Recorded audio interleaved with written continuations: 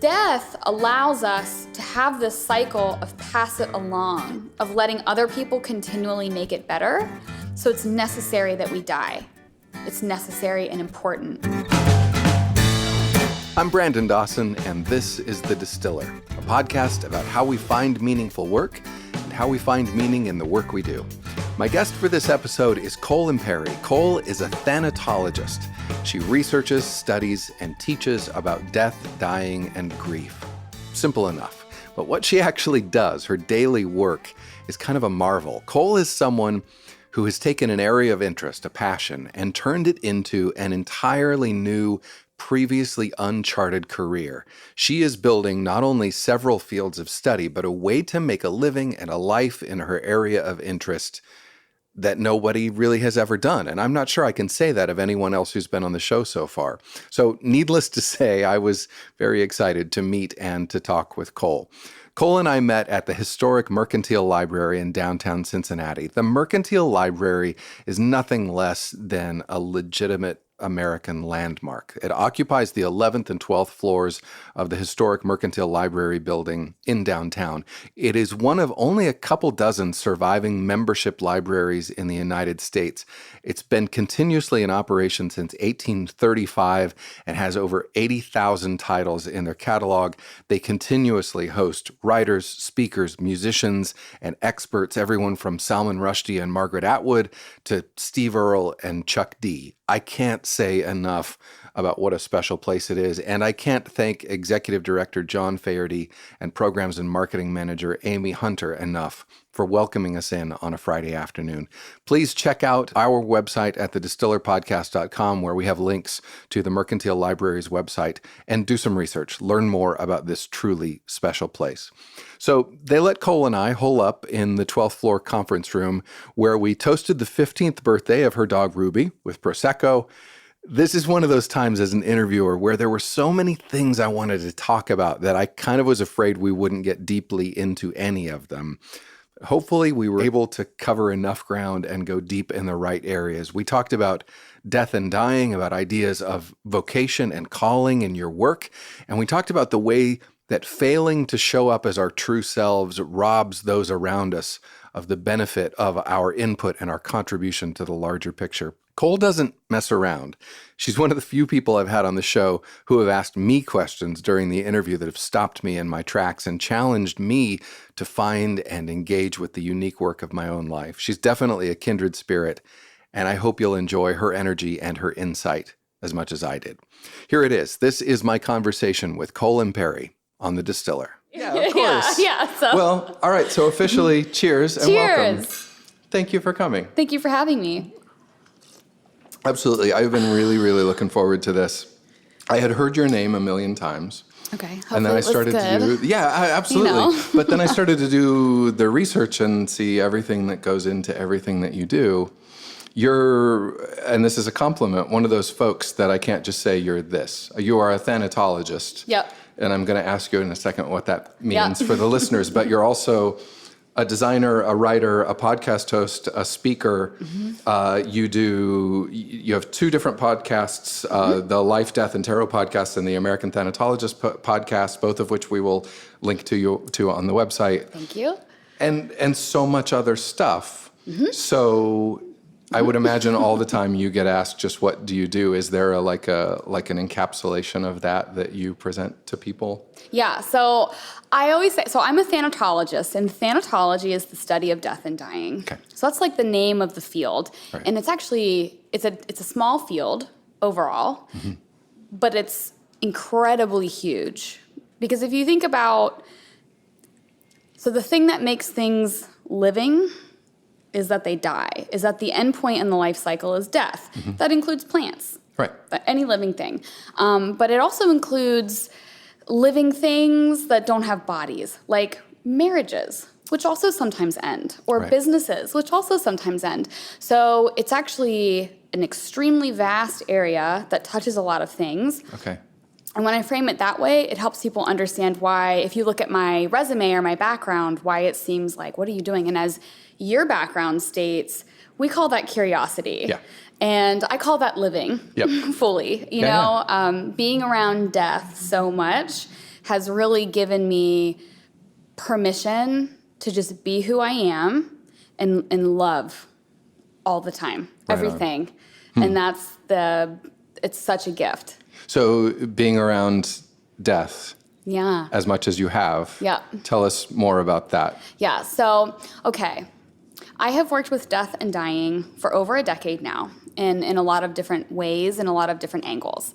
So my husband and I own a consulting firm. It's called Doth. It's been around it'll be 13 years. Okay. And our clients, this is my advertising, graphic design background, are like funeral homes, cemeteries, crematories, hospice facilities, and even companies that are like, death is a thing. How do we look at it? Or how do we acknowledge this? Because if you think about, and you have an ad background as well, you know, some products, especially consumer products that are on the market, like even think about like Band-Aids or medications. Sometimes you're using those for people who are dying. Right. And so companies want to understand how to frame that, how to have those conversations. So we get brought in to consult on those areas. So that's one piece. Okay. And then another piece is I teach for 2 mortuary colleges. So I'm working with all these individuals from the age of 18. My oldest student right now is 65, who are going to school to become funeral directors. Okay. I am not a funeral director, but I have worked with funeral directors for over a decade. I'm also a certified crematory operator, and I have certified over 1,000 funeral directors over the last 6 years to become certified cremation arrangers, traveling all across the U.S. I've been in more cemeteries, crematories, and funeral homes than I can count. I've also seen a lot of dead people. Yeah. I've had personal loss in my life. And then I also serve locally in Cincinnati, my community, as what's called a death companion. So death companioning, people think this is new. If you've heard of like death doulas or death midwives. Right. Companioning includes the whole spectrum. And really all that is like if you were like, hey, Cole, so-and-so in my life is dying. I'm a human, so my response is to be like, oh my gosh, what can I do to help? Yeah. That's companioning. So I do that locally in my community. And because I'm a certified crematory operator, I can often, if they choose cremation, cremate them. Yourself? Yeah. Which can be really helpful. Like imagine if your mom died and you knew that Cole was going to be with her for that. I mean, what a gift, right? And I'm proud to be able to do that for people. I also serve on the board of 2 cemeteries in the Cincinnati area. Linden Grove, which is in Covington. It's 175 years old. We have 22,000 residents. A lot of them have had very colorful lives, and we try to preserve their history.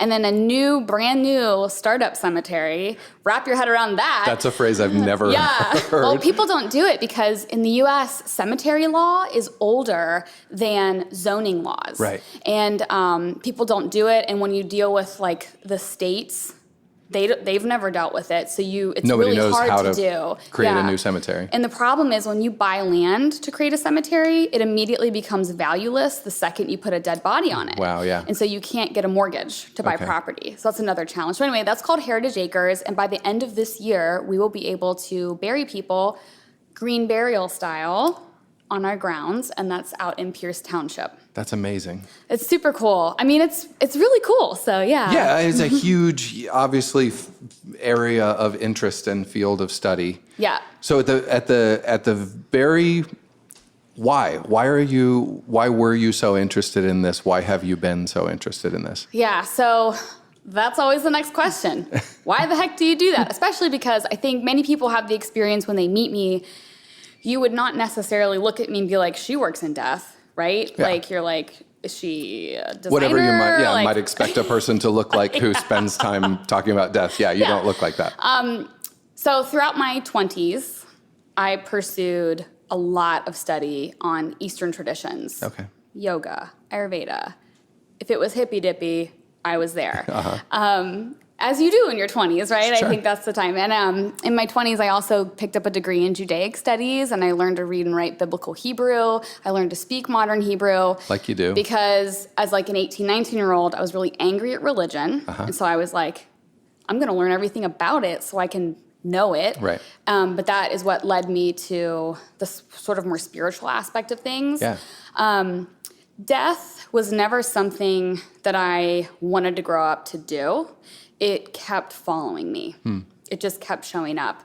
And near the sort of the mid to tail end of my 20s, it started to get really heavy because I was resisting it, because it kept showing up and people kept bringing it to me. And I had to come to terms with the fact that this might be a calling. And that meant that I had to come to terms with the fact that callings are a thing that are real. Yeah. And so I went through a process of vocational discernment, which is found within the Catholic tradition, which is a faith I was raised in, but I am a Jewish Buddhist today. But I followed that, and I worked with some local nuns. It took like 18 to 24 months. So when you become a nun or become a priest, you have to go through vocational discernment to really discern if this is your vocation. Right. So I followed that, and that allowed me to have acceptance, permission, and a blessing to do what I'm doing. And that was when I came to accept that this is what my life is going to be. And was I going to be someone who was going to stick around for that, or was I going to avoid it? Yeah. And in Death and Dying, I see a lot of people who, at the end of their life, are facing the fact that they spent their whole lives avoiding the thing that kept following me, or Right. kept following them, and that they maybe should have spent some time on and doing. Vocations are not easy. Vocations are difficult. They are not glamorous, beautiful, fun things. They have a lot of gifts, but they're very difficult. And sometimes our vocations are things as simple as just being who you really are and stopping hiding parts of yourself. Right. And that is a lifelong journey for people. So, yes. So much in that, because the idea of vocation is so much of what's in this podcast, is so much of Exactly. what led me the soul to want of to do that. work. Yeah, exactly. Yes. And part of the reason that I'm doing this is because I have, for years, sought to try to find whether there was there a thing that was chasing me? And I've found some things. That's another discussion I want to talk about you, but I so connect with that idea of trying to find the thing. Tell me a little bit, and you don't have to go as deep as you want to go, but when you say that death was following you or chasing you, what do you mean by that? What did that look like to you? So, so I've had personal loss in my life, just like everybody else. And by the way, a great way to form meaningful connection with other people is to talk openly about the worst days of your life. Don't be afraid of that. If anybody is listening, it is just a gift to be able to do that. So my first real kind of like personal death thing, and a moment where I realized, like, there's a Post-it note on my back that says, like, she's a good candidate. I was 16, September 11th, and I was out of school on September 11th, and I was rehearsing my grandfather's eulogy as I was watching Katie Couric, saw the tower, like, everything happened. The September 11th. The September 11th, okay, all right. 2001. Yeah. And so I was, for some reason, in my big-ass family, are we allowed to say cuss words on this? Yeah, okay, absolutely, okay. yeah. So in my giant Cincinnati German Catholic family, I have 64 first, second, and third cousins. Wow. I think it's higher now. I have a bunch of aunts and uncles. I was the one that did my grandfather's eulogy. To this day, I don't really know why. And also 16 is pretty young. That was my first, family member loss. It's a heavy moment for Yeah. that young of an age. And I did it, and I was into it. It's not the best eulogy I've ever written, but that is kind of the first thing, and I realized that was it. And then in grade school, several years ago, the mother of one of my best friends growing up sent me a card that I made in third grade to give to my friend Katie. Her name was Katie. Katie's dog, Moose, died. And I remember when Moose was dying, we got to go over to the house to be with Moose as he was dying, right, because we spent time with him. And I remember, Moose was, actively dying, this dog, and me and Katie, third graders, we get a microphone, and we start interviewing him. And we're like, so you're about to leave. What's it like? What are you feeling? We used to do weather reporting for fun. And that family invited me over for this. It's not typically something you do with other 8-year-old kids, right? Right. So Moose died, we were together, and then a few days later, I put together this card with, tips for, how to navigate the loss. And what's interesting is I do not come from an emotive, feely family at all, which is probably the reason that I am the way that I am. A lot of times the way that we develop is in response to what is not present in, the environment as you grow up. So I don't know if that's helpful to hear, but that's sort of some of the little stuff that was happening. And, as you look back as an adult, you see these things and you're like, that's a little odd that occurred. Right. So there's some skill that I have that involves difficult moments where I'm extra equipped or more comfortable with it or just ready not to afraid. step up to the occasion and be there in a way that other people can't bring themselves to it. Yeah. And so you had these experiences where you're recognizing that there's a vocation.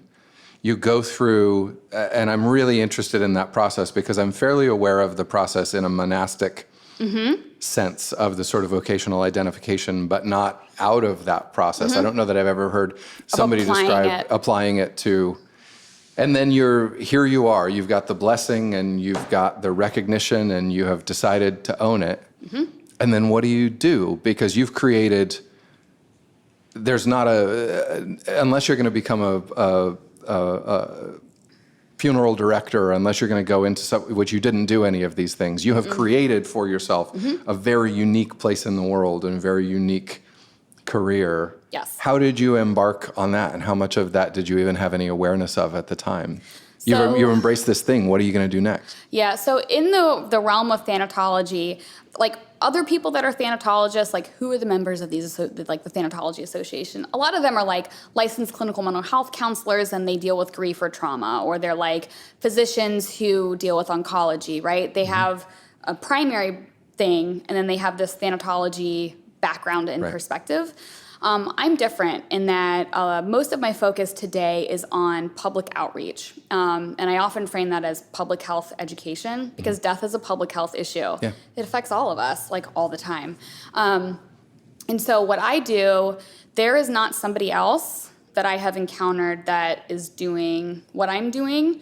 And just in the last 18, 24 months, I've really been working very hard to speak and reach people and just talk about it in a way that is engaging and not scary, and being able to share some of the results of my years in this field.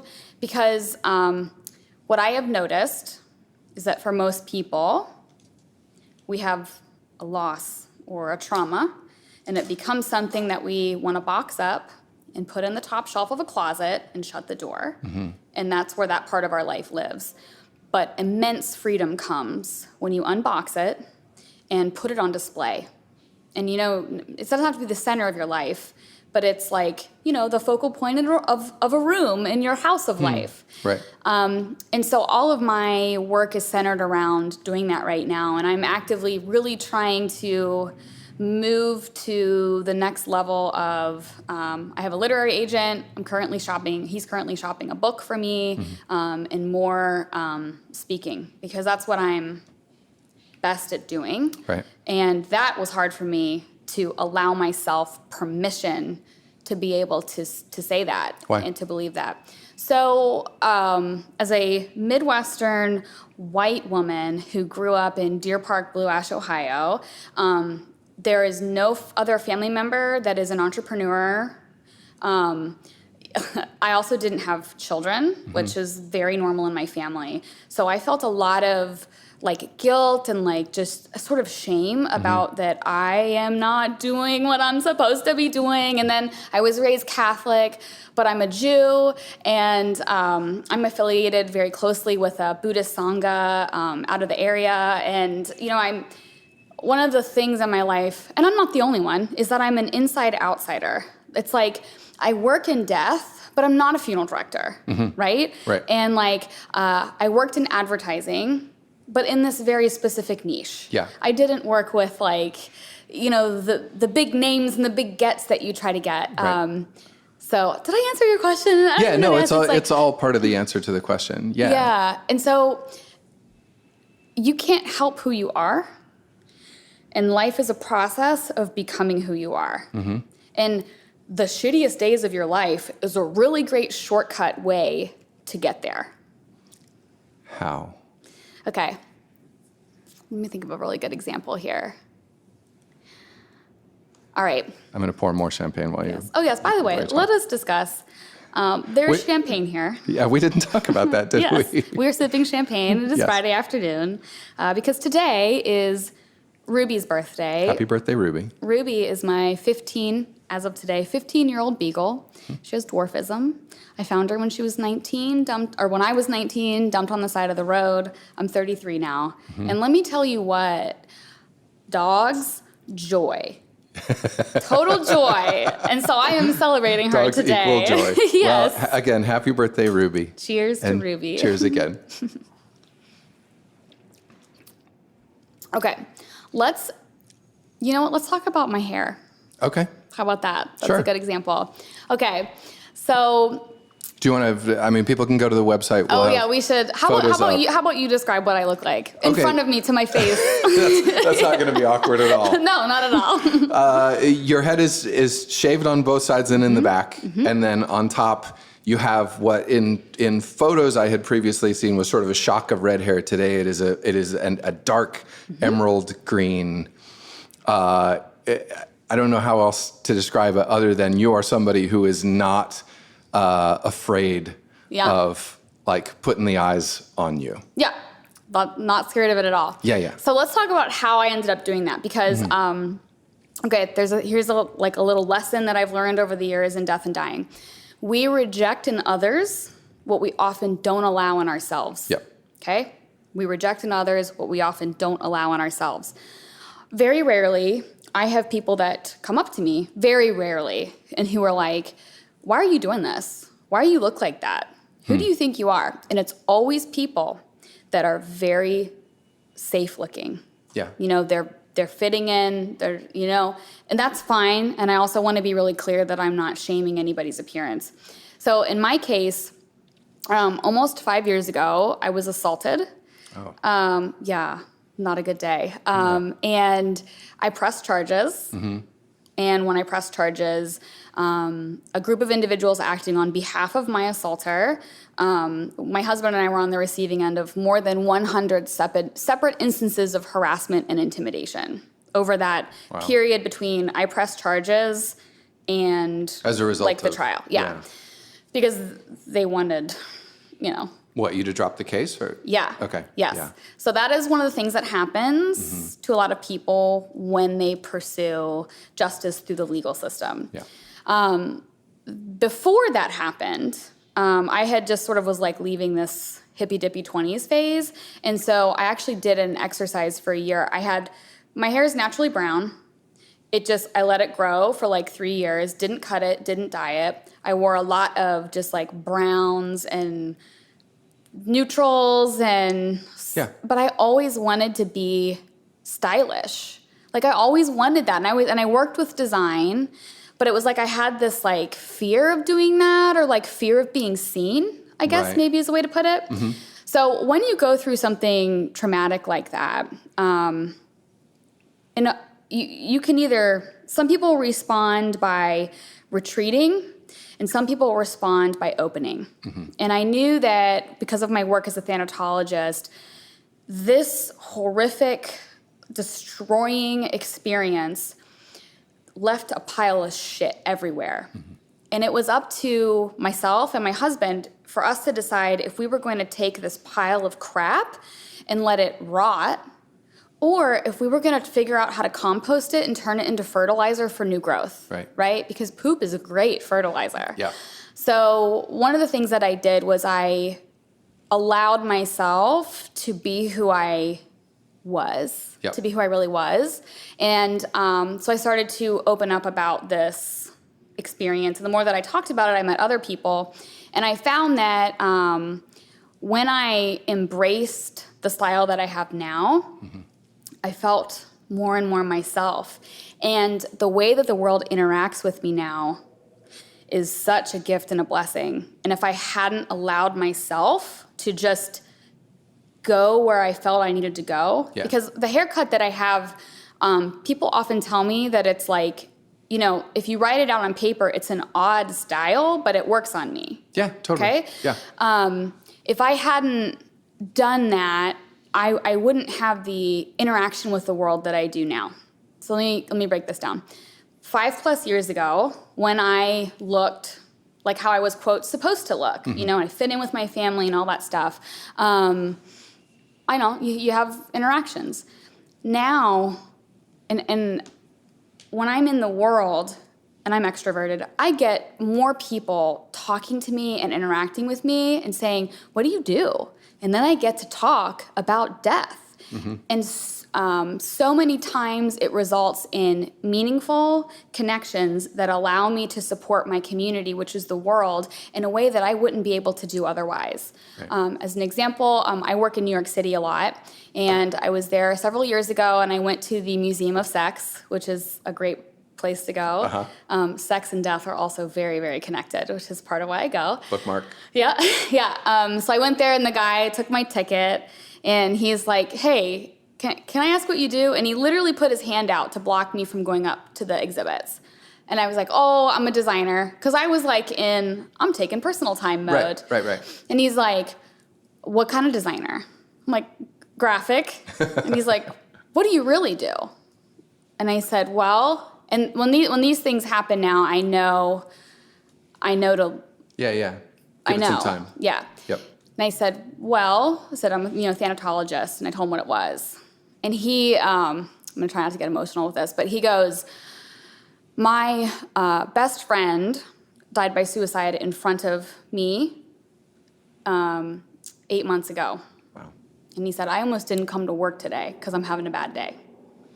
And there's magically no one in line behind me, but the museum gift shop was full. And so I stood there, and I put my hand on his shoulder, and I hugged him. And we stood there and hugged. I said, you're going to be okay. You're going to be okay. And we talked for a few minutes, and he expressed that he was very thankful that for some reason somebody sent me to him that day.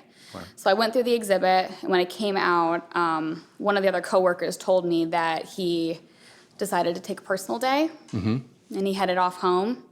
And so that's just an example. If I wasn't who I was, I am, right, that interaction would not have happened. And I'm not trying to say here that, oh my God, I have like cool hair and so I'm saving the world. It's not about that. It's about being yourself. It's really, really important to be who you are. Yeah.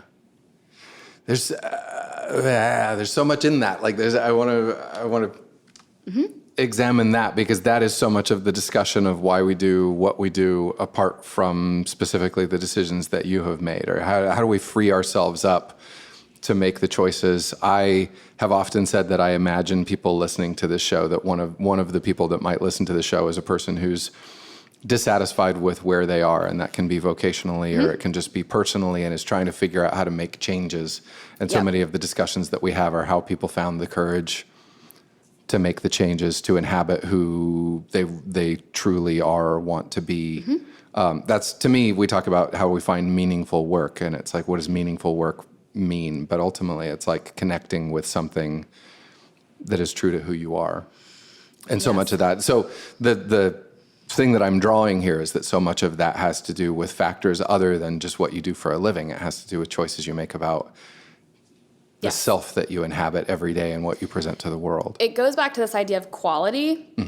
So if I am living my life as myself, and being yourself is so much easier. It takes so little effort. So that gives me more time to be more fully present to my work, to my vocation.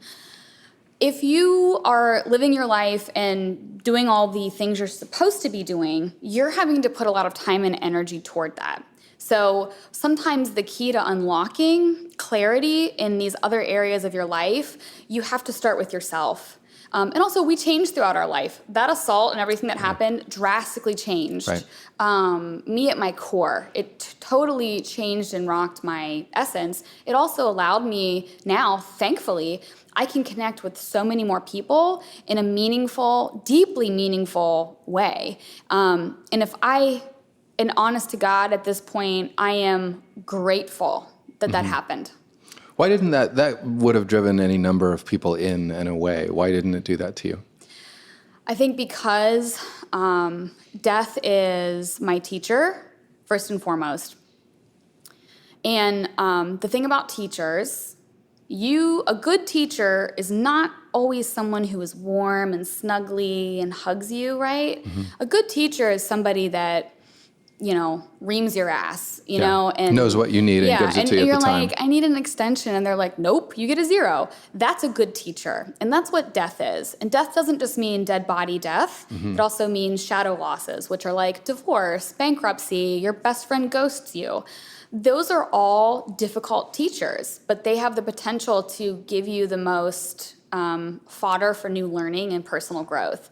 And when someone is in the immediacy of a loss, they do not want to hear this conversation, and I'm respectful of that. But eventually, you have the option. Do you want to create, with the crap that you've been dealt, are you going to let it rot, or are you going to turn it into fertilizer? And those are your 2 choices. Another way of framing it is, some people think that they've been buried after a traumatic experience, but maybe you've been planted, and it's up to you to determine that. Yeah.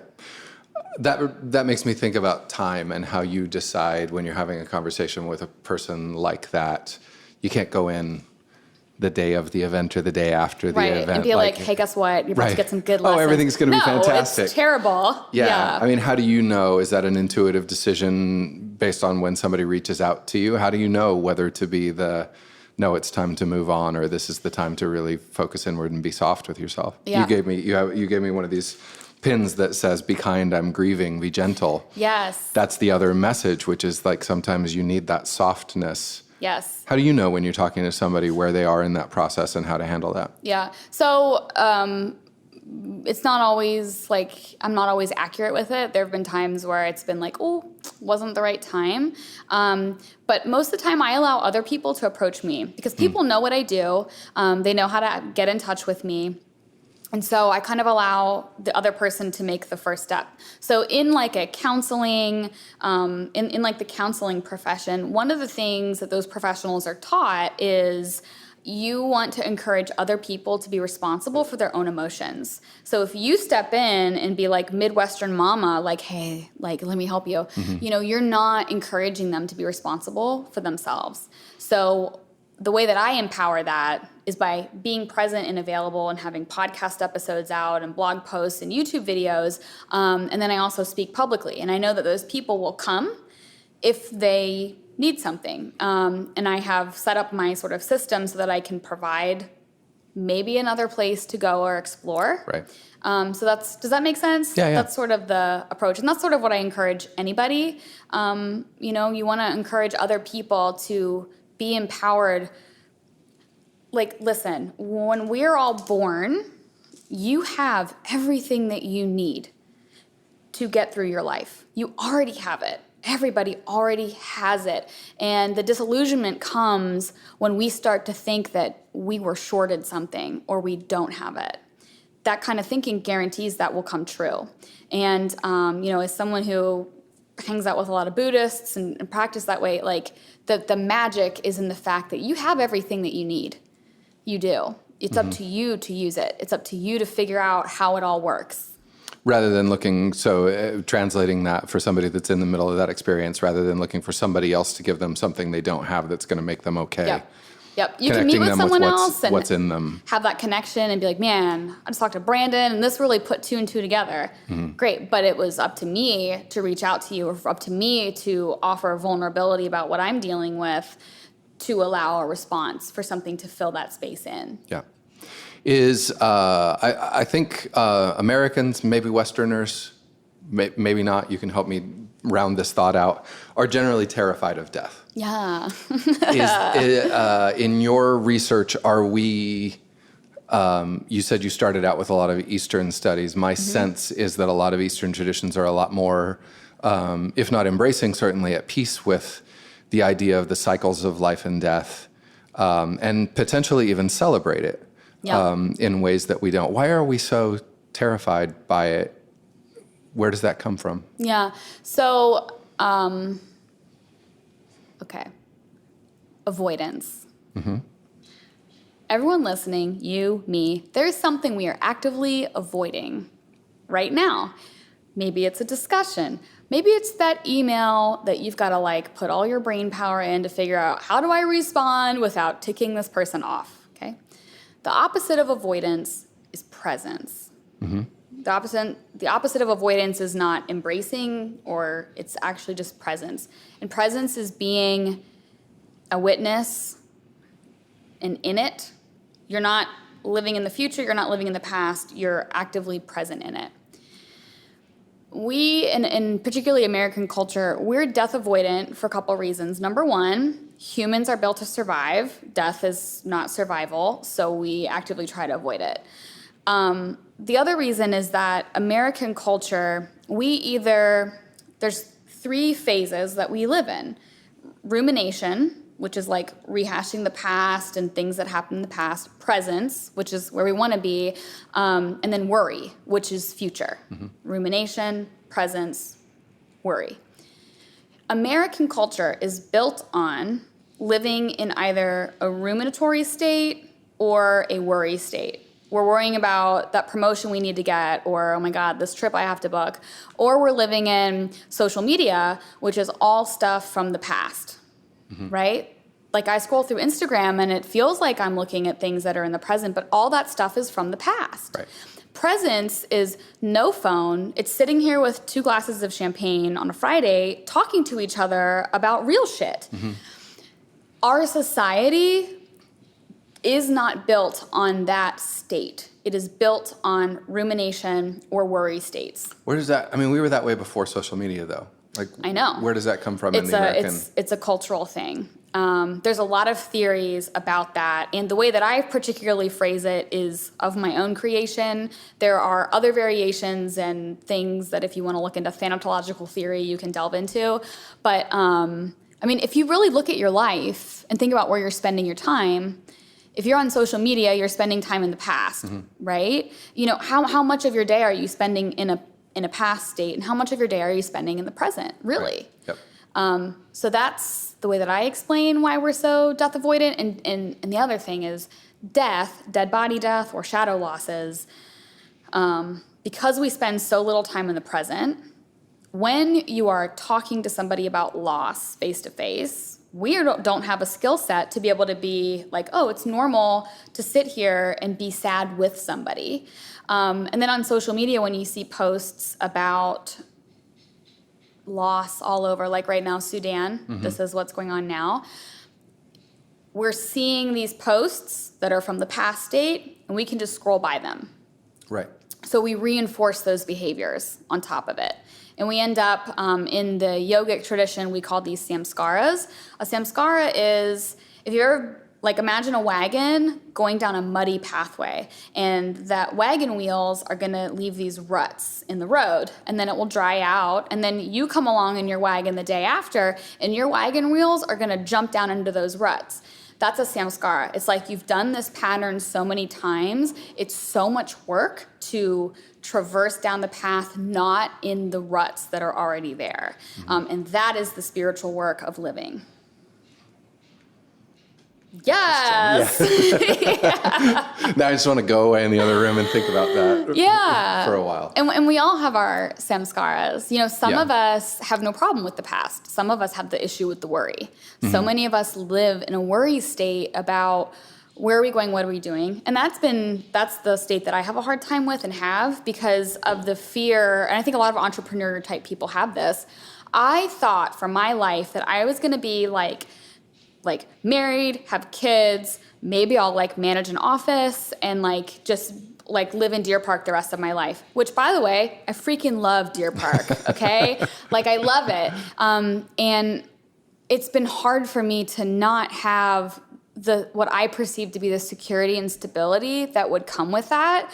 And instead I'm a freaking thanatologist in a world that doesn't exist that I'm having to create for myself and try to make a living, but also do good work. Yeah. And that is my hard part because I am a very fiscally conservative type person and so and you're out here in the unknown. Yeah. There's nothing to compare to. Yeah, and that's not what I would have picked for myself. But haha, as some people would say, that's God laughing at your plans, right? Yeah. So Yeah. So how do you know, as you build this thing for yourself and as you build this career in a place that doesn't exist, how are you triangulating? How are you making decisions? And how do you know if you're on the right path is the wrong way to say it, but yeah. you know what I mean? Like, how are you finding your way in this? My like guiding thing, and this came out of the process of vocational discernment, is that my mission by the time that I die is to improve the way that we die and deal with death in the United States in my lifetime. Culturally. Just period. Like in all the ways that can mean. Yep. And as long as I'm doing that, I am trusting that. And that's hard for me because the way that I perceived myself and my expectations for myself would be that I would be working a quote unquote traditional job that was like 9 to 5. You go to the same office every day. You that's what I thought for myself. That's what I want for myself. But that's the reality of a vocation. Your vocation is going to be hard shit for you. Yeah. You know? And so that's how I know. That's how I know. And I also pay attention to like these fears that I have about not deserving what I'm doing. So like, okay, like the idea of speaking at these like big corporate companies and these big conferences, it took me a long time before I felt okay to be like, I want that. Mm-hmm.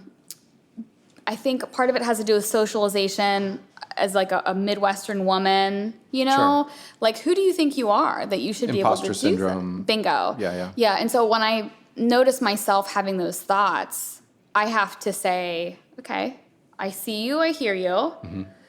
That is not in service of my mission. And sometimes that's it. That's the work. Right. Yeah. In the moment, redirecting yourself, getting back on the path. Yes. So. How is this work continually changing? Like, I'm interested to know because I am a person who is very afraid of death. Mm-hmm. I think I know some of those reasons why, and some of them are general fear of the unknown. Some are cultural conditioning. Some are spiritually implanted sort of ideas from a relic of past belief. Mm-hmm. But nevertheless, I've had a couple of health issues in my life that put me face to face with the fact that I was terrified of both my own death and the impact of my death on other people. Mm-hmm. And the way that I processed it was sort of like through a lot of the Buddhist thought of, well, this is all Maya and this is all an illusion anyway, and things come and things go, and there are cycles of things.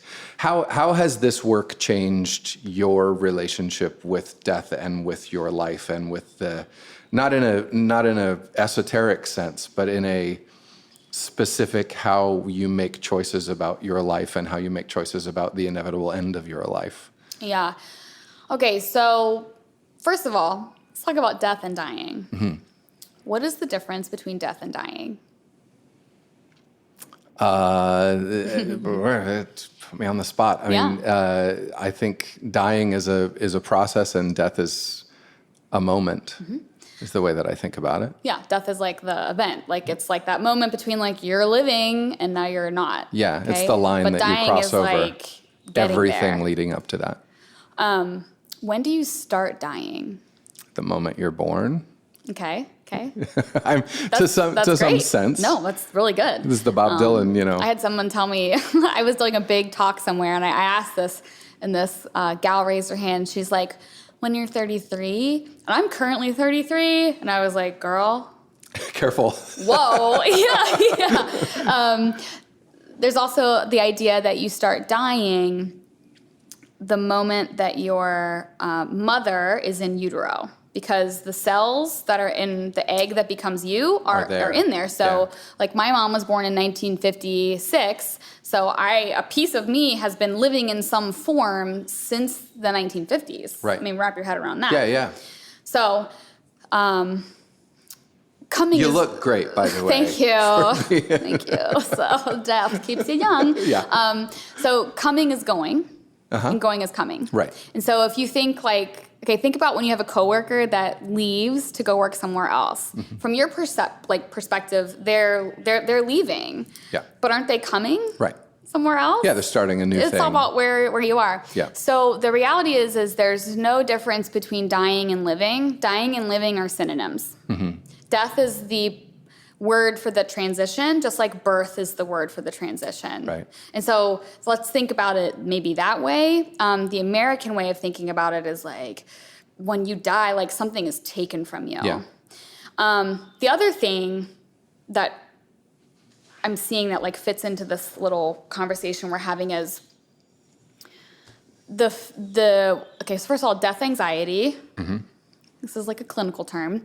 There is no agreed upon definition for death anxiety currently. Nobody, like all these clinicians and like researchers and very intelligent people cannot agree on a clinical definition for what is death anxiety. I feel like that's probably because there's no difference between dying and living. We are constantly in a state of living and dying. Yeah. So think about the things in your life right now. You probably have friendships that are ending, and you probably have new relationships that are it's constant. It's the same. Okay, so are you tracking with me? I'm with you. Yeah. Yep. Okay, good. If you were, let's say that something bad, this champagne is bad, oh my gosh, and you start dying, and you have like 3 hours left. They're like, oh my God, Brandon, you have this rare champagne disease, right? And you have 3 hours. What are you gonna regret not doing? Tell me right now. What is something that you're gonna regret not doing? In my life or in the next 3 hours? So if in 3 hours from now you're gonna be dead, what is the thing that's popping up in your head that you haven't done that you're going to regret? I think there's a lot of things, but I think the book that I wanted to write. The book that you want to write. Yeah. Yeah. I mean, that's just one simple thing, but it's right. like of the things that if I was, this is it. Yeah. You'd that would be like, on the list. Shit, I didn't do that. Right. You need to do that.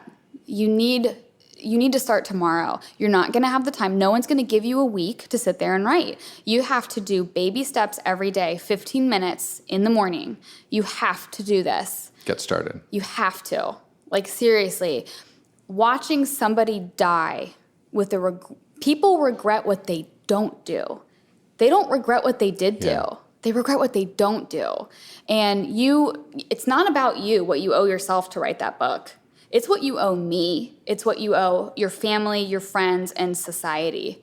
If you don't talk about what you know you need to be talking about, suck it. That's shitty, really. Yeah. And that's what I try to encourage people. The things that you're not letting yourself do, and sometimes that's being who you are, something just that simple. Right. That hurts society. That hurts our community. And if you walk down the street, the people you walk by, everybody is withholding pieces and parts of themselves and things that they want to do. Imagine what our society might be like if that wasn't our culture. Yeah. If we all were being present, right? Because you writing your book requires presence. But it's easier to be like, well, I have to do this thing in the future, or I did this thing in the past, and I'm still trying to fix that, right? Yeah. Be here now. Yes. Yeah. Yes. How much of the different, there are as many different ideas about death and what happens after you die as there are people. How much does that come into the work that you do, and how much do your own ideas about that influence the work that you do? Yeah. So whenever I am working with a group or an individual, a lot of times people are like, so what happens after you die? And I'm like, shit, I don't know, man. I don't know. Yeah. I'll tell you that when I started down this path, I knew it all, right? I was like 18 and I had it figured out, and I was hot shit because I knew all this stuff, right? You had the answers. Yeah, and as adulthood goes, the more you learn, the less that you know. Yeah. So when I was like 18, 19, I was really angry at religion. I was sort of raised Catholic. Now I have sort of done a lot of repair work intentionally so that Catholicism exists in my life in a beautiful way. I have my grandparents' Mary and Jesus statue that I have around, but it's a connection point for me to my roots, to my ancestry. I have my grandmother's rosary that I constantly have with me. It's with me right now. And I will say the rosary. There's like this rhythmic tradition with that. Yeah. So, but I was really angry at religion for a long time, which is why I studied it. As I moved through and also witnessing people's deaths and working with other people who work with people who are dying,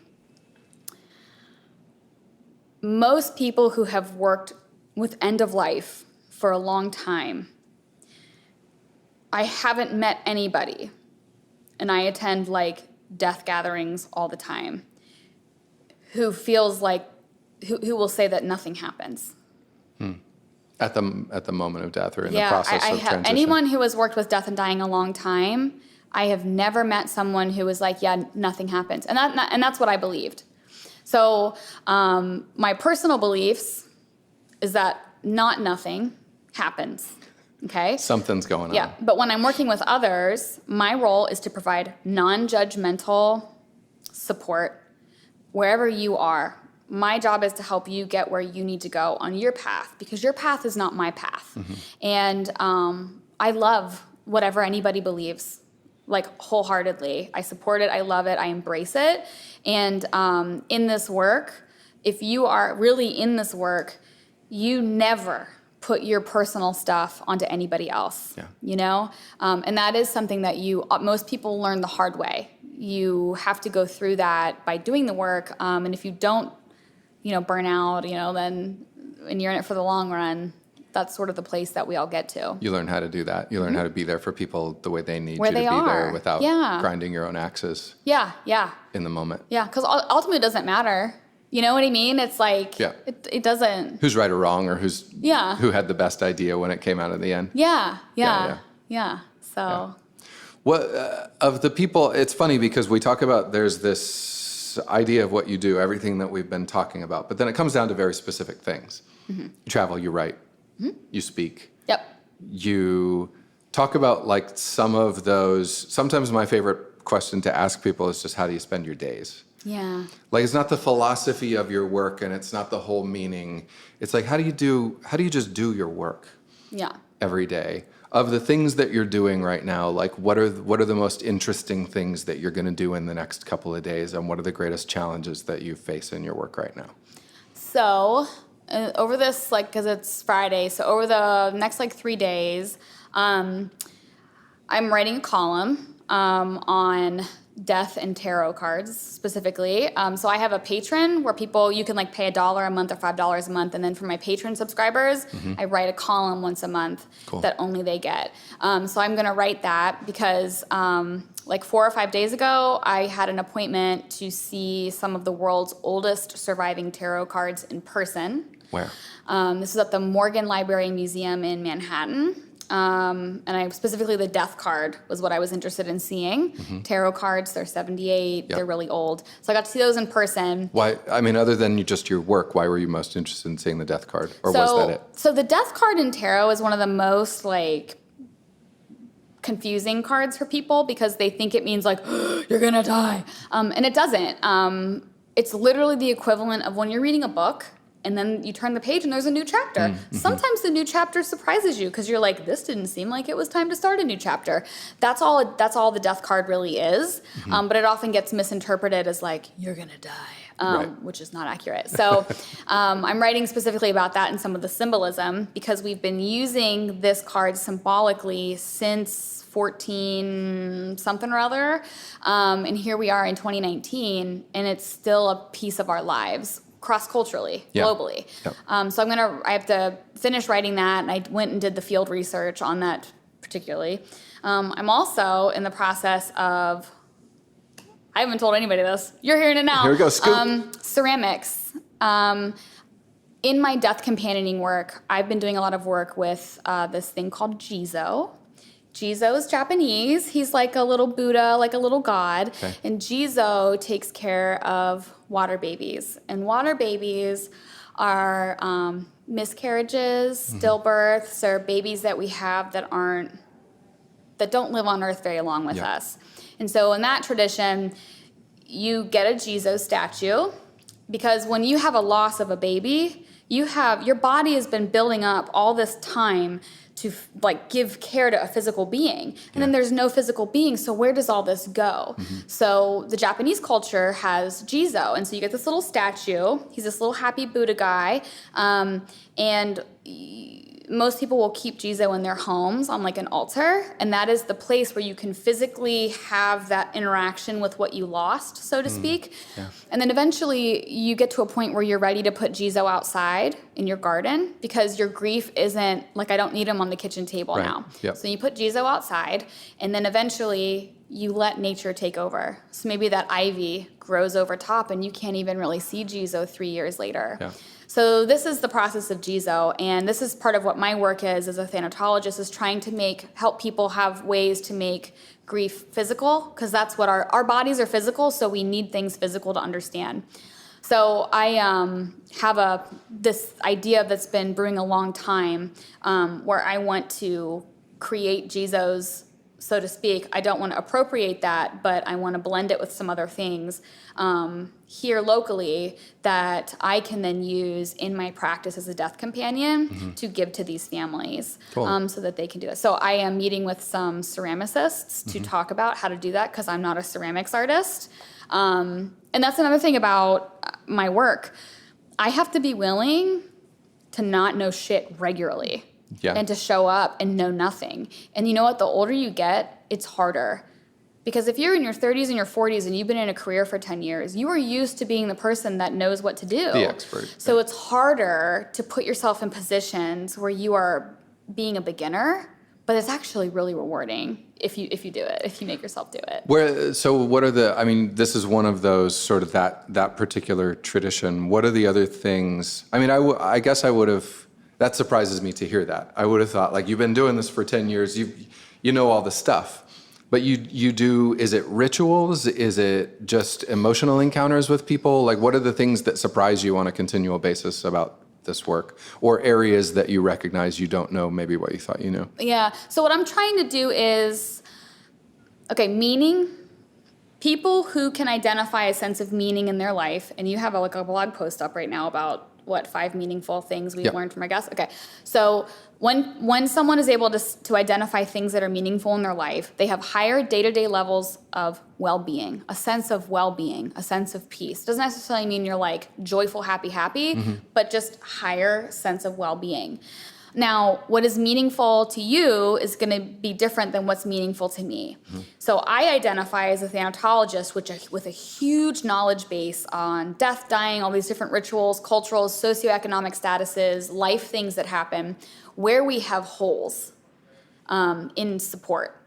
Like the Japanese have Jizo to support miscarriage, stillbirth, and infant loss. What do we have in the United States for that? Right? And we don't want to take Jizo because that belongs to the Japanese culture, but there are ways that we can create tools here to bridge those gaps. That's what I'm doing. The button that I gave you, it says, I'm grieving. It's like a 1-inch button. It says, I'm grieving across the middle in a black band. It's lilac, and the top says, be kind, and the bottom says, be gentle. My oldest sister died March 6th of this year. Her name was Christina. She was like in her 40s. And I needed a way, because after you have a loss, sometimes when you go to the coffee shop on a Monday, you wouldn't mind if somebody asked you how you are. Right. Some days you don't want to deal with it. You don't want to have that in your life. So the Victorians, they had a tradition of wearing black armbands, or women in particular would have to wear all black for specific periods of time to signify that they were in a mourning state. We don't do that today, right? But like, you walk down the street, do you know how many people you pass are dealing with a death? Right? And we don't even see it.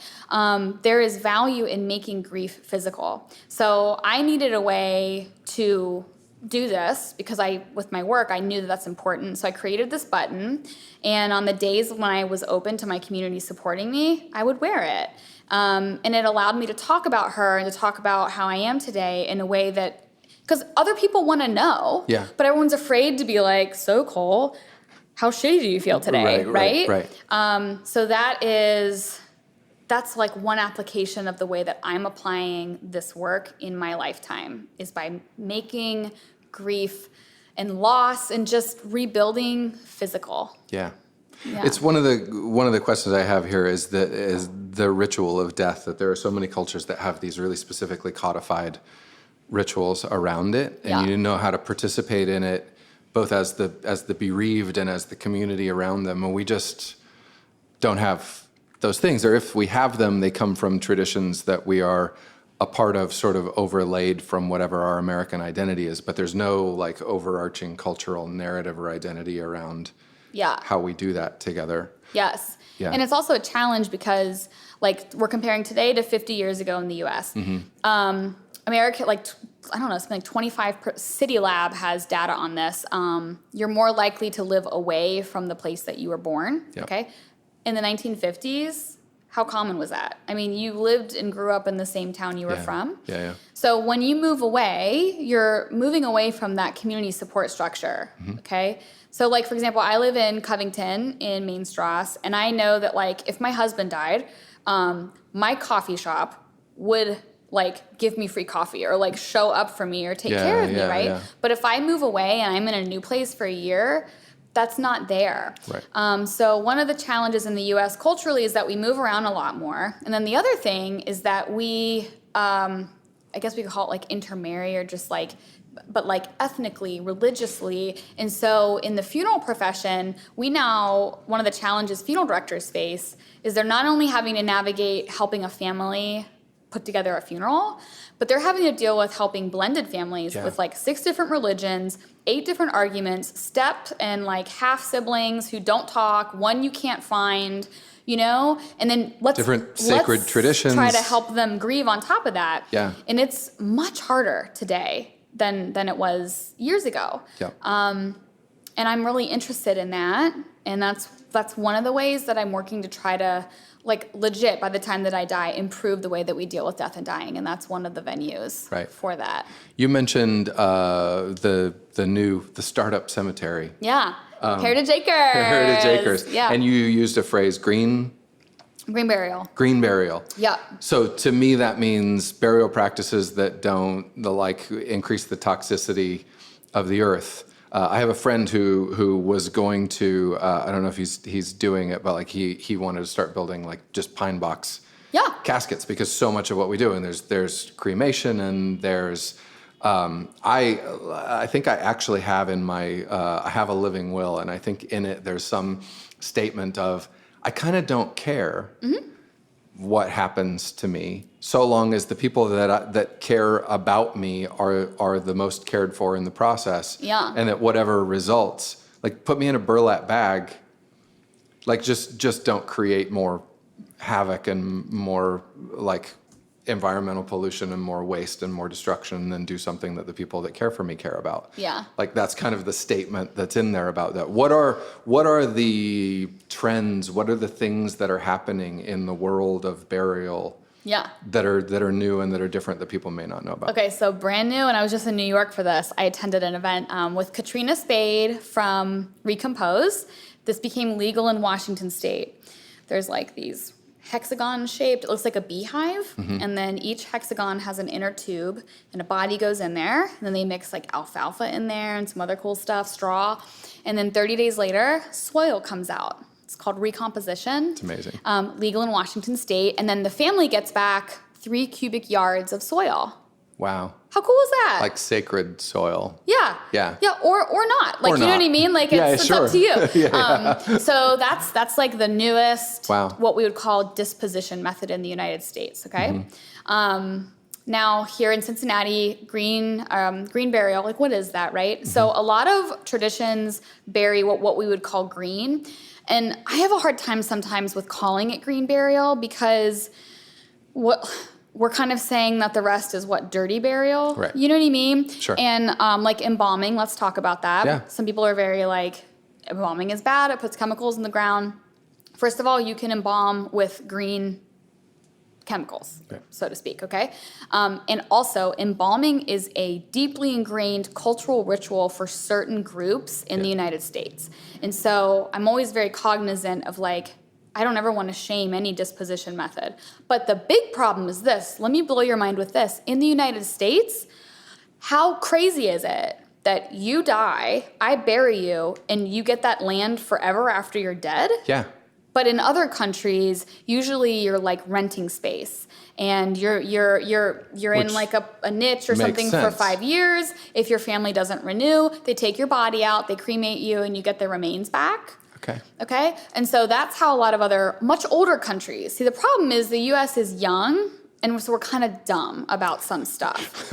About so many things. Young and dumb. Yeah. I mean, really, because like compare ourselves to some of these countries that are 3, 4, 5 times as old as we are. Right. And look how they don't give a dead person land for eternity. Because there's only so much land, and over centuries and centuries, if you fill it up with all your dead people, that's all that's left. That's something I love to talk about, because most people are like, yeah, that makes sense, but as Americans, this is our cultural norm, so we don't think about it. But so with green burial, you will get buried in like a shroud, which is just like fabric. You're not embalmed, and you are in the ground 3.5, 4 feet deep. And then at Heritage Acres, the new place that's coming, there's no like headstone. Okay. You can do like a log and maybe engrave on it or something, so it fits in naturally with the landscape. But the idea is that this is 40 acres that we've got, and we're not cutting down all the trees. The burial places are going to be like, oh, we can fit someone in between these 2 trees. And so and then the idea is that it's this, we're also preserving the land and then rebuilding it. Right. It was farmland, so we're going to be planting a lot of native species and kind of rebuilding it. So that's going to happen by the end of the year, and we're actually doing some fundraising if people are called to support that. Heritage Acres, you'll find it if you Google Heritage it. Acres. Okay. Yeah, but that's here in Cincinnati, which is pretty cool and pretty amazing, because this area of the country is not the most progressive like Washington State. Right. So it's pretty cool. And it is, I mean, there is something about, you said you're on the board of 2. Yeah. This is one of, there are gorgeous, beautiful, I live right next to Spring Grove oh my gosh, Cemetery. There are beautiful cemeteries here. Yep, that's where I did some of my training over 10 years ago. Yeah, and I mean, those go back, I don't know how old Spring Grove is, but I mean, some of the cemeteries around here have, Civil War era folks. Yes, it's really neat. I mean, cemeteries to me are not morbid. That's our community. Like in like Linden Grove in Covington, Kentucky, 22 acres, 13 blocks from the river, 22,000 people there. That's our community. That's where we come from. And in a society that is, we are like shedding our roots and being detached from our roots constantly. And we live in this like social media era where you only spend 10 seconds with something.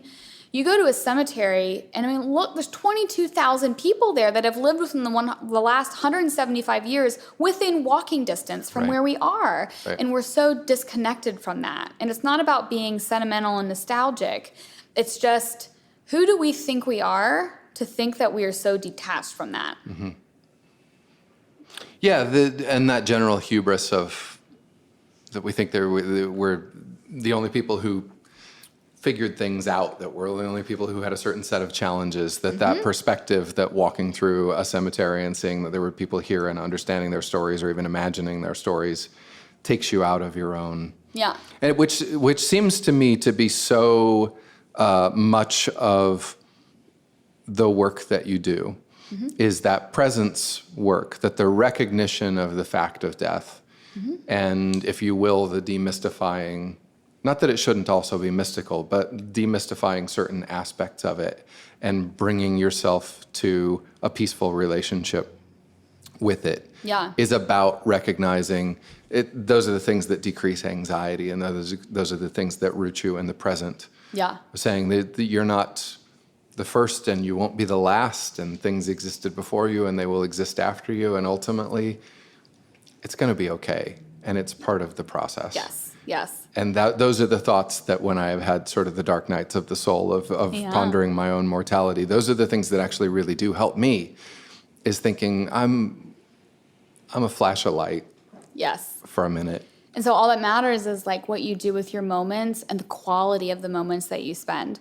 So that quality thing me being who I am, showing up for you today fully as who I am is a million times more valuable than me showing up being like, this is who I need to be. This is how I need to act. Who do you expect me to be? Exactly. Yeah. Allows a soul to meet another soul. Mm-hmm. We live in a body. We are not our bodies. The body is the vessel that we have to communicate our soul through. Right. A few months ago, Tencent Media, do you know who they are? They're like the Netflix of China. Okay. So the Chinese are starting to get really interested in death and like exploring it.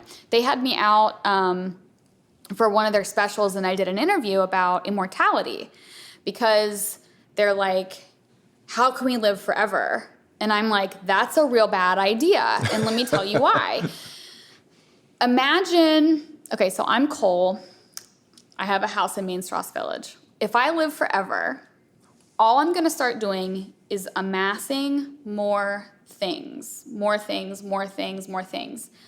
And in 300 years, I might own 800 houses and own 65 businesses and just have all this stuff. And then people that are born are going to have less of an opportunity to maybe own something for themselves. Death allows us to have this cycle of pass it along, of letting other people continually make it better. So it's necessary that we die. It's necessary and important. And this is something I like to remind people, because what if you frame the idea that you're going to die one day, not from like, oh, it's just being taken from me, but what's happening is you're having the opportunity to let somebody else step in at a leg up more than you had, and then they could make it better. Right. That's the framework of humanity, really. And so this idea of living forever is actually a really bad idea. Yeah, kind of a selfish idea. Yeah.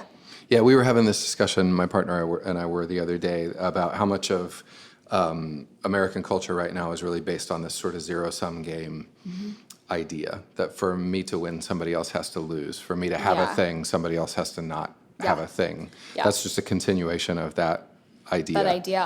Yeah. Yeah. It's not good. Couple of other things that I wanted to ask you about. One is, and I don't know if these are continuing, but the idea of the death cafes. Mm-hmm. Are you still doing those? You were doing those before. I was doing those, and I'm in the process of developing like my own sort of thing that's more thanatology focused, but yes. Because that's a fascinating idea. My partner, Sarah Rose in particular, has been for a long time really fascinated with the, just quickly, what is, for people that don't know, the idea of a death cafe? So a death cafe is you have people in your community that say, hey, come here at this time, and you show up and there's no agenda and you can just talk about death. And usually there's cake and like drinks and stuff like that as well. But I kind of, I got in trouble from Death Cafe because... So it's an organization? It is an organization. You have to follow their format. And so I followed their format, but the problem was that I would pick like a theme. Mm-hmm. So you'd show up and I'd be like, this is the theme. And I would usually share like 5 minutes about some piece of my work or like something I'd encountered. And it would help people get started going deeper more quickly. Sure. But you're not supposed to do that in the Death Cafe. So I have to like come up with my own thing. All right, so you're going to do an offshoot. We can watch for that. Yeah. So. On your website. Yeah. And then I want to just talk briefly, because you offer so many services that are related to, not necessarily tangential to this, grief counseling, death advisor, Thanatologist. Yeah. Okay. Yeah. Let's talk about that for just a second. Yeah. So, do you know about the Lloyd Library and Museum here in Cincinnati? I do not. A true gem in the crown of Cincinnati. So if I had to make a crown for the city of Cincinnati, I would put the Mercantile Library in there, where we are. For sure. I would also put the Lloyd Library and Museum as one of those gems. Okay. So the Lloyd is over by Cincinnati City Hall, and it is like a botanical library. And it's funded. Like it lives, like it's fully endowed, which is amazing. And it's open to the public by appointment. And it's not a library where you go in and just like check out books. Mm-hmm. You have to go in and they bring the books down to you because all their stacks are protected. So I am the recipient of one of their fellowships. I was a 2018-2019 Curtis Gates Lloyd Fellow. Okay. And my research was on how did people use plants to deal with death and dying. Okay? So for months and months, 20 hours a week, I was there physically looking at books. And a lot of these books are not available online. They're not digitized. And I ended up processing over 100 volumes during my fellowship time, categorizing them and breaking information out. Because what was surprising was you would think that there'd be a book on this because humans have been dying forever and using plants. There's not.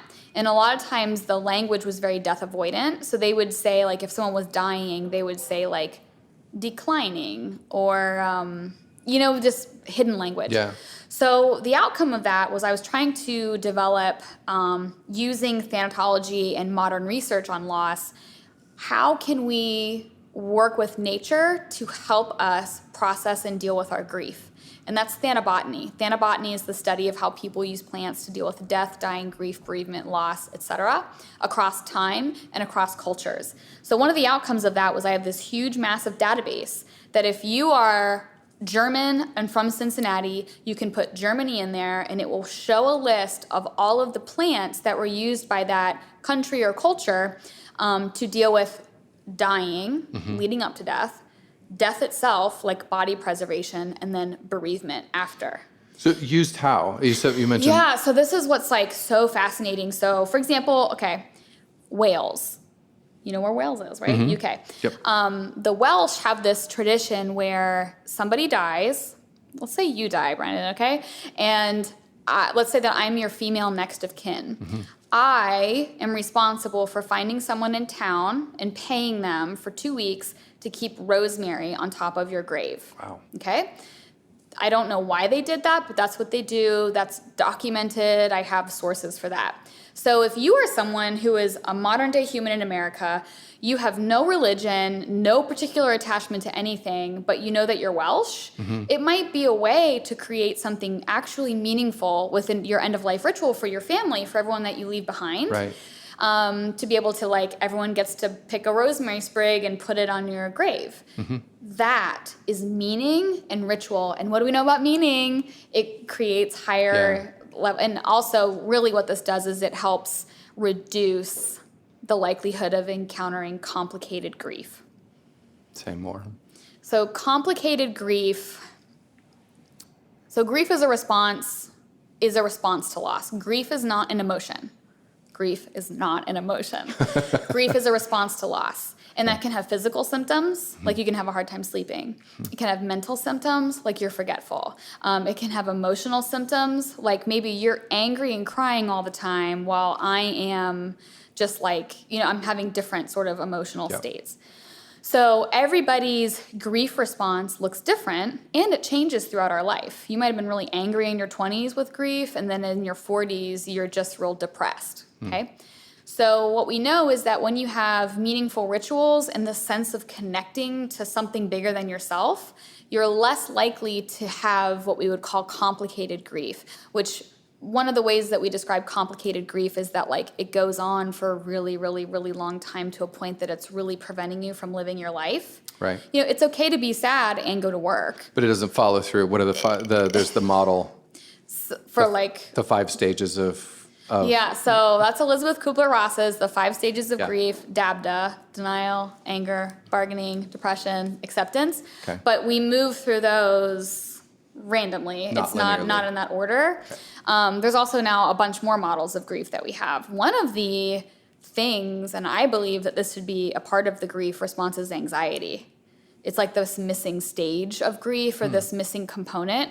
And also, I believe personally that once you start grieving, so once, like, my grandpa died when I was 16, it never leaves you. Grief is then now a roommate that you have the rest of your life. And it's up to you to figure out how you're going to cohabitate in the same space. Right. And you can try to ignore it. It's going to bust out and ruin a party sometimes. Or you can try to figure out how to meet this person, get to know them, see what they need.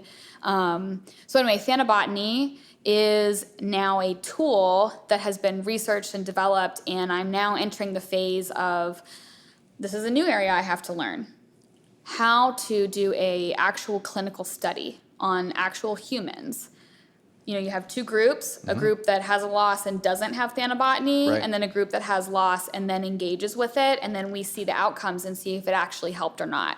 Wow. So that's the next thing I have to figure out. How do you do that? How do I meet the people that are qualified to do that? Because I'm not a scientist, I'm not a clinician.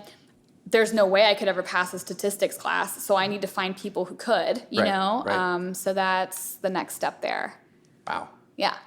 And then maybe, just a little bit on Thano Yoga, which was also something on your site. Yes. Or there's so much on there that I just wanted to touch on each of these areas to paint the picture of the vast realm of what you're doing. Yeah, how death shows up everywhere. So really we're talking about this stuff and people are like, what is this person doing? But it's just how to make grief better. That's it. That's all this is. So Thana Yoga, I'm a 200-hour certified yoga teacher. I've had more trainings than I can count. I have a bunch of teachers. I travel a lot to be with my teachers and stuff. So anyone listening, most of them have probably had a yoga class at some point statistically. Now, at the end of yoga, you lay flat on your back. Have you ever had a yoga class? Yes. Oh, yeah. Okay, so it's called Shavasana. Translates to corpse pose. Yes. Okay, let's talk about America right now. So in the East, the purpose of yoga is to become more comfortable with your own death. You literally go through the physical postures of class so that you can work out all your gunk so that you can lay and practice death at the end. We don't teach that in America because we don't want to make people feel bad. Yeah. But that is the essence of where it comes from. So, thousands of years of proof in the Eastern world that yoga, these physical postures, and yoga isn't just physical postures, there's meditation, there's breathing, help us deal with inevitable loss. But in the US, we frame it as just like an exercise vibes, workout kind of a thing. But really, we are skipping over this very important focus. So Thana Yoga is something that I developed over the years in conjunction with my teachers. There are particular ways that the class is structured, and you don't show up and be like, okay, everyone, get real sad. It's just about having an awareness and a focus on the losses that you're navigating, whether they're big deaths, dead body deaths, or shadow losses, like you're about to get fired, so you're anticipatory grieving that. You can use stuff within the practice of yoga to better prepare for that and process and see what your loss response is, right? Because the loss response is physical, it's emotional, it's mental. So.